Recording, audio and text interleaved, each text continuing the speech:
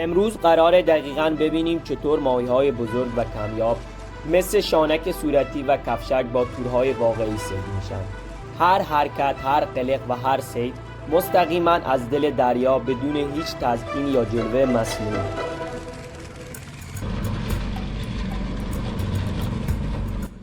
شاید براتون جالب باشه که چطور بیشتر ماهی‌ها مثل کفشک و انواعی که با قلاب نمیگیریم صید میشن. اینجا همه را براتون نشون میدم.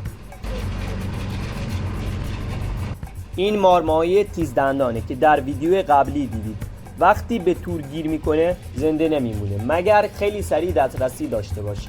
گرفتنش قلق خاصی داره. باید انگشتت رو زیر سوراخ‌های زیر سینه بذاری و محکم نگه داری تا بتونی تور رو از دهانش بیرون بکشی. این ماهی گمگامه. حالا میبینید که من مارماهی رو باز میکنم و میندازم دریا. یک تیکه از بدنش توسط ماهی‌های دیگه خورده شده و برای فروش مناسب نیست. این ماهی یالی خطکمانی یا همون ماهی گمگام در خلیج فارس و دریای عمان زندگی میکنه. بدنش مستطیلی و کمی فشرده است. رنگ‌های نقره‌ای متمایل به خاکستری با نوارهای کمانی مشخصه. باله پشتش بزرگ و خار داره و در تهدید صدای غرغر تولید میکنه. این ماهی شکارچیه و از ماهیا و بیمارگان تغذیه میکنه و گوشتش خوشمزه. این هم شانک صورتی. در ادامه ویدیو توضیح میدم. این ماهی که میبینید انداختم تو آب پافر خارداره. ماهی که وقتی خطر حس میکنه بدنش باد میکنه و خارهاش نمایان میشن.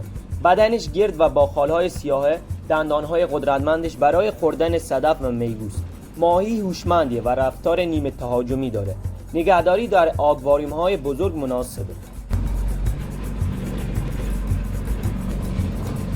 این هم ماهی خرک یا ماهی کچرمی تکشاخ، همون که در ویدیو چرا چش ندارن گفتیم.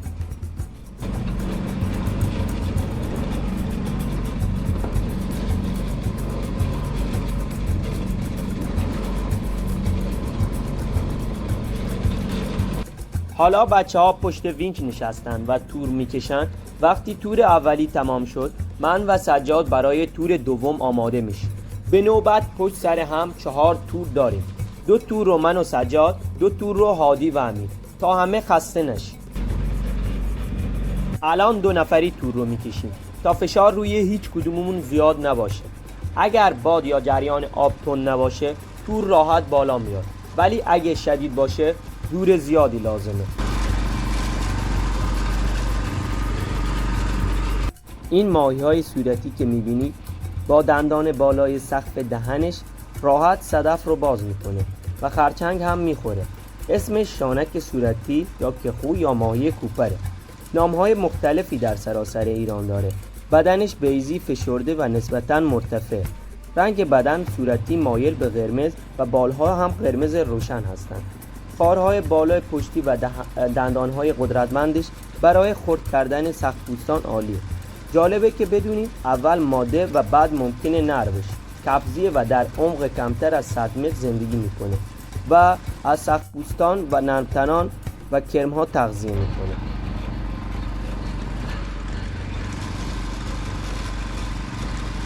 این ماهی که الان میبینید سنگسره. چشمهاش خورده شده چون بیشتر ماهی‌های چشم بزرگ توسط ماهی مرکب خورده میشن، مثل کوپر که قبلا هم توضیح دادم.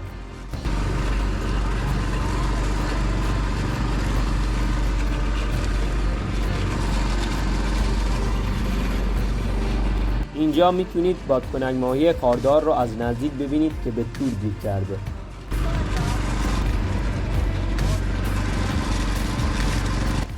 اینجا 2 خرک جفتی میاد.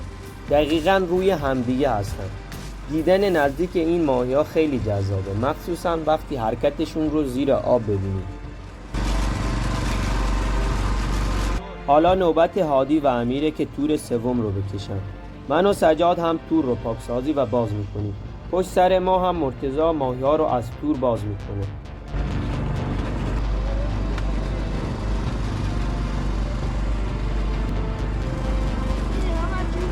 وقتی بچه‌ها تور رو زیادی کشیدن باید صبر کنن تا تور پاکسازی بشه و یه نفر پشت وینچ باشه.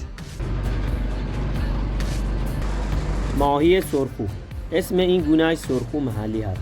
از محبوبترین و با ارزشترین ماهیان جنوب ایران. بدنش قرمز یا صورتی متمایل به قرمز، دوکی شکل و فشرده است. دهانی بزرگ با دندانهای نیش برجسته داره. گوشتش سفید، نرم و شیرینه.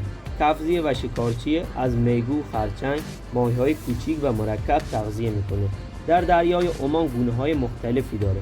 سرخو چمن، سرخو تک‌خال یا خالسیاه و سرخوها 33 گونه دیگه هستند.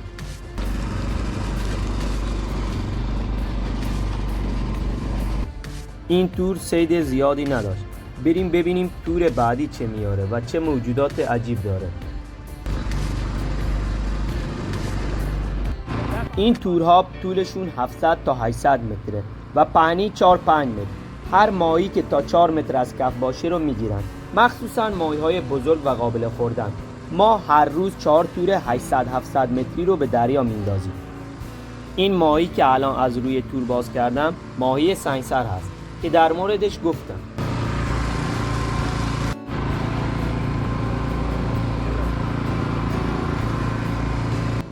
همانطور که قبلا گفتیم مارماهی زنده خطرناک، گرفتنش قلق داره. باید دستت رو زیر ششاش باشه و محکم بگیریش. بدنش لیزه، دو دستی نگه داشتن لازمه. این مارماهی حداقل 6 تا 7 کیلو وزن داره و دندونهای تیزش خیلی خطرناک هستن. البته فک قدرتمندی هم دارن.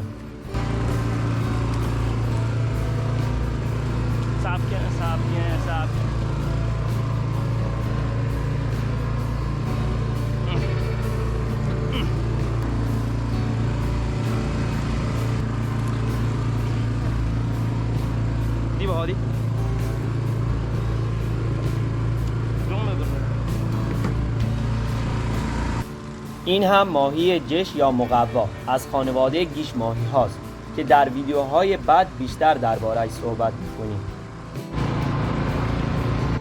اینجا کمک می‌کنیم تا بچه‌ها راحت‌تر تور رو باز کنن. مخصوصاً ماهی‌هایی که سری باز بشن تور زودتر تموم میشه. دیگه هوا هم داره تاریک میشه ولی باید تور رو تموم کنیم.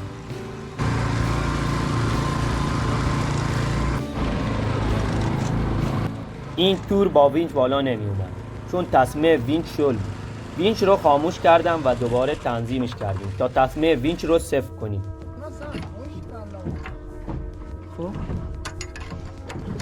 اینجا تور رو نگه داشته بودم که یک دفعه تور به دور وینچ پیچید که سریع باید خاموش بشه. نگه داشتن تور موقعی که تور به دور وینچ داره میپیچه ممکنه خدای نکرده با تور به دور وینچ برید که میتونه صدمه. بعد شانسی آوردیم تور به چیزی ته آب گیر کرده بود. ممکنه گرگور یا لنگر باشه. 4 نفره تور رو بالا کشیدیم ولی یکی از طناب‌های تور پاره شد. باید دوباره دوخته بشه برای فردا.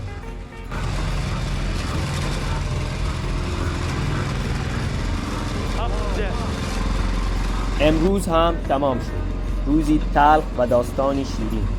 تا ویدیوهای بعد شما را به خداوند میسپارم. خدا نگهدار.